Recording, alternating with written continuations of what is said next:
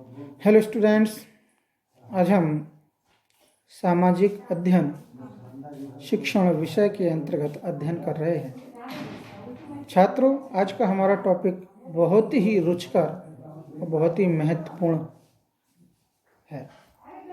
ये सभी प्रशिक्षुओं के लिए भी आवश्यक है। छात्रों, आज हम सामाजिक विज्ञान शिक्षक के गुणों के विषय में चर्चा करेंगे। कौन कौन से गुण होने चाहिए और उनकी क्या भूमिका होनी चाहिए। ठीक है छात्र, आज हम देखते हैं शिक्षक का स्थान सामाजिक दृष्टिकोण से महत्वपूर्ण है। शिक्षक ही वह धुरी है जिसके माध्यम से कौशल का हस्तांतरण होता है और परंपराओं का निर्वहन होता है। शिक्षक किसी देश की परंपराओं के और सांस्कृतिक विरासत को पीढ़ी दर पीढ़ी आगे बढ़ाता है और उसे प्रकाशित भी करता है।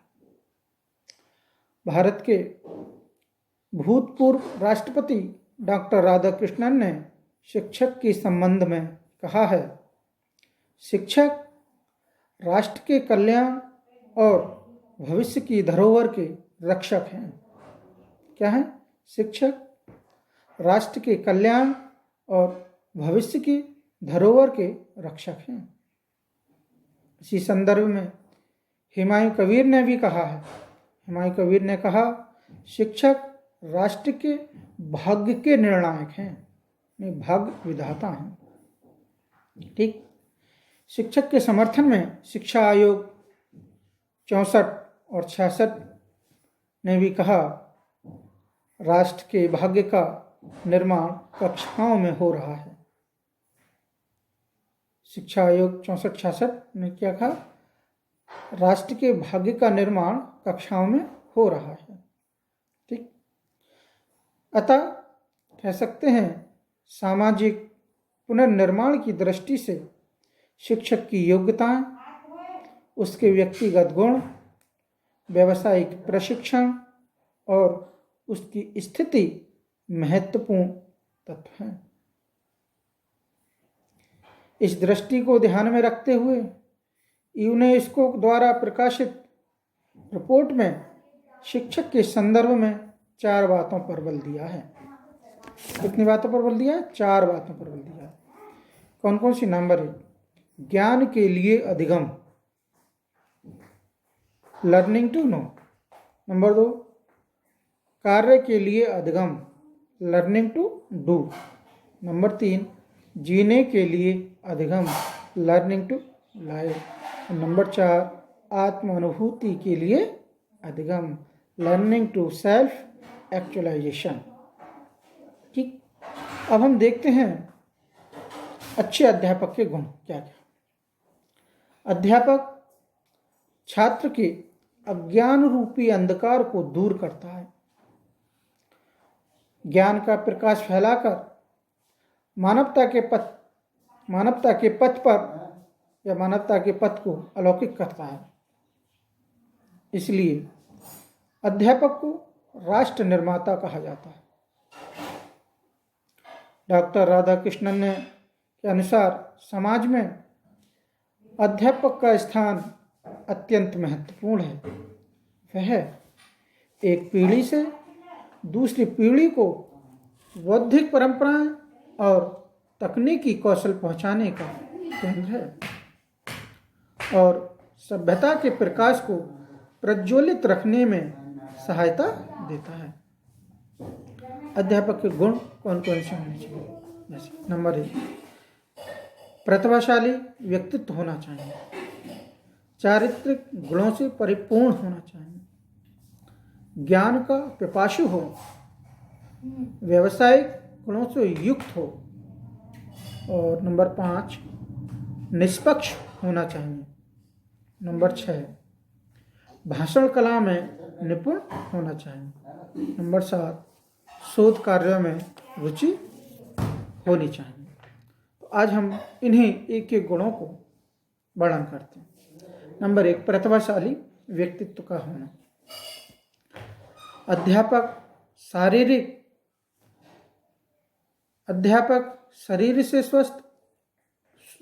स्वस्थ हो, मस्तिष्क से प्रखर हो, आदर्श विचारों से युक्त हो, हृदय में कोमलता हो, कर्तव्यों के प्रति निष्ठावान हो, सरल हृदय हो और सादा जीवन उच्च विचार वाला होना चाहिए और अपने प्रति कठोर और दूसरों के प्रति नरम। उसके संपर्क में आने वाले छात्रों का तथा अन्य व्यक्तियों का आदर करने वाला और दूसरों का प्रेम पात्र होना चाहिए। ऐसा प्रभावशाली व्यक्तित्व होना चाहिए। नंबर 2, चारित्रिक गुणों से पूर्ण होना। अध्यापक शरीर और मानसिक रूप से स्वस्थ और चरित्रवान होना चाहिए। उसमें नेतृत्व प्रदान करने की क्षमता हो, कथनी करने में भेद ना हो, आचरण अनुकरणीय हो, परिश्रमी, सेवाभावी, कर्तव्यनिष्ठ और अनुशासन प्रिय हो। ऐसी चारित्रिक गुणों वाला होना चाहिए। नंबर 3, ज्ञान पिपासु होना चाहिए। अध्यापक अध्ययनशील हो, शिक्षण विषय और विधियों में नवीन परिवर्तन से परिचित हो, ज्ञान प्राप्ति की जिज्ञासा हो, जनतांत्रिक दृष्टिकोण हो, नवीनता जानने का प्रयास करता हो, वह मित्रवत व्यवहार करने वाला और अध्यापन में रुचि रखने वाला होना चाहिए। ऐसा ज्ञान का पिपासु शिक्षक को होना चाहिए। ठीक। नंबर 4, व्यावसायिक गुणों से युक्त होना चाहिए। अध्यापक अपने व्यवसायों के प्रति और स्वयं के प्रति हीन भावना से युक्त नहीं होना चाहिए। उसे अपने व्यवसाय के प्रति निष्ठा होनी चाहिए। अध्यापक को अपने विषय पर पूर्ण अधिकार होना चाहिए और अध्यापन कला में कुशल होना चाहिए। ठीक। नंबर 5, निष्पक्ष होना चाहिए। शिक्षक कैसा होना चाहिए? निष्पक्ष होना चाहिए। एक अच्छे अध्यापक को किसी गुट में सम्मिलित नहीं होना चाहिए। उसे निष्पक्ष होकर सबकी बात सुननी चाहिए और उचित निष्कर्ष के लिए सूचनाओं का संकलन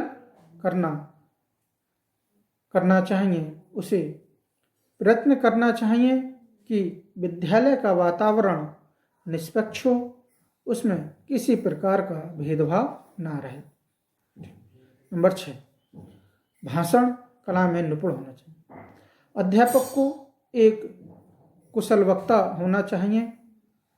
उसे अपनी बात दूसरों के समक्ष प्रस्तुत करने की कला भी आनी चाहिए। उसका शब्द भंडार पर्याप्त हो, भावानुसार शब्दों का चयन कर सके और उच्चारण शुद्ध तथा बोलने की गति उचित होनी चाहिए। अध्यापक में कल्पना शक्ति भी होनी चाहिए। ठीक। नंबर 7, शोध कार्यों में रुचि होनी चाहिए। एक अच्छा अध्यापक नवीन जानकारी के लिए निरंतर शोध कार्यों से जोड़ता है, क्रियात्मक अनुसंधान के माध्यम से समस्या का समाधान खोज करता है। ठीक है छात्रों, आज हमने सामाजिक अध्ययन के शिक्षक के गुणों के विषय में चर्चा की। आशा करता हूँ आपको मेरा ये वीडियो अच्छा लगा होगा और पसंद भी आया।